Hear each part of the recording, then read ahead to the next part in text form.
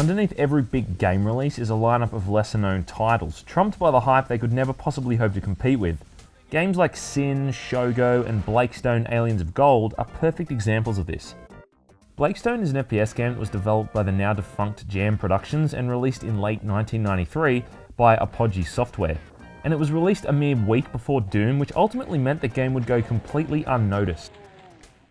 You take on the role of the eponymous Blake Stone, an agent of the British intelligence, sent on the top secret mission to bring Dr. Goldfire down and put a cease to his evil operations. Dr. Goldfire is a John Lithgow lookalike that is embroiled up in the typical evil shit you'd expect, involving mutants, cloning, aliens, and world domination. You know, standard stuff. You'll never defeat. The game is broken up into 6 episodes, which each take place in a different facility inhabited by Dr. Goldfire and his troops. At the end of each episode is a short showdown between Stone and Goldfire himself, followed by a fight against one of the Guardian aliens before you're able to progress through to the next chapter.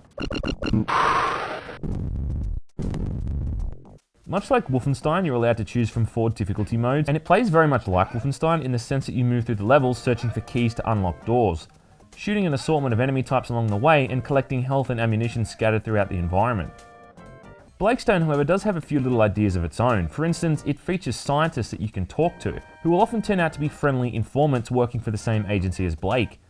These scientists will often hand out information and supplies, but the catch here is that some of the scientists aren't actually informants, and will shoot you when you try to talk to them and alert nearby guards. Guard! Aside from tidbits of info, they also give you ammo and food tokens. Food tokens are used on various vending machines around the levels, which can regain Blake's health.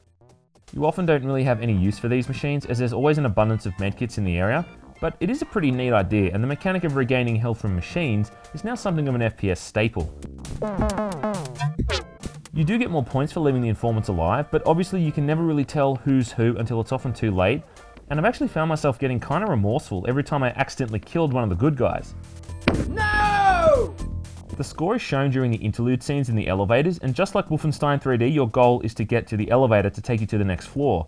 However, in Blakestone, you're on the search for the red keycard that will unlock the next floor itself. The elevator serves as a starting and finishing point. You explore the level until you find the keycard, then return back to the elevator to advance onwards. No! The soundtrack is actually one of the stronger points of the game. It's got that good old-fashioned sound blaster feel to it, and though it's only 6 or so tracks recycled throughout the whole campaign, they're actually pretty catchy tunes. I always thought the level 1 music sounded like that D-Light song, you know, Groove is in the Heart.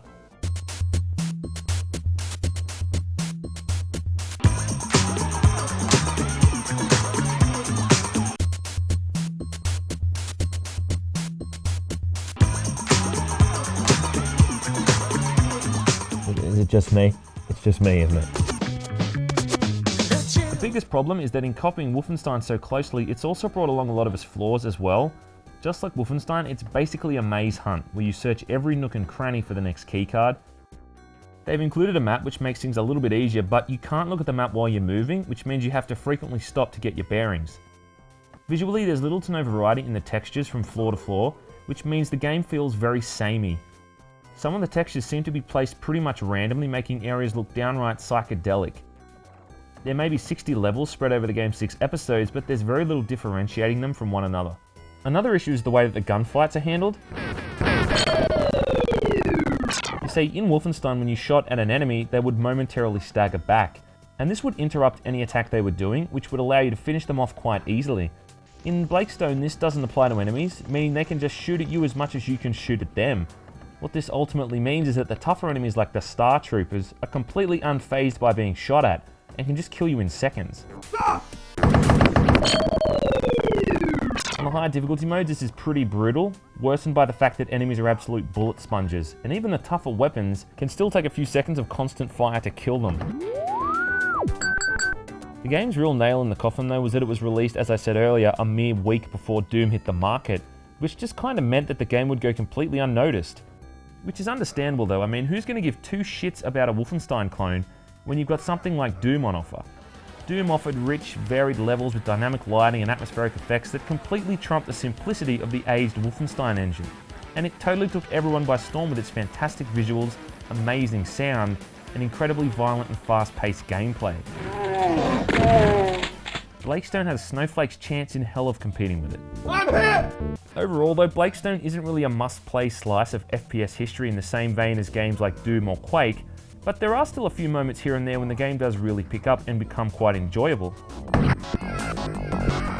More often than not though, it's just a slow, plodding experience where you spend the majority of your time searching empty rooms and dead ends. I'm such a sucker though for old Apogee games that I still find it largely enjoyable, but in all honesty, if you do skip it, you're really not missing out on that much. It's available on goodoldgames.com if you're so inclined.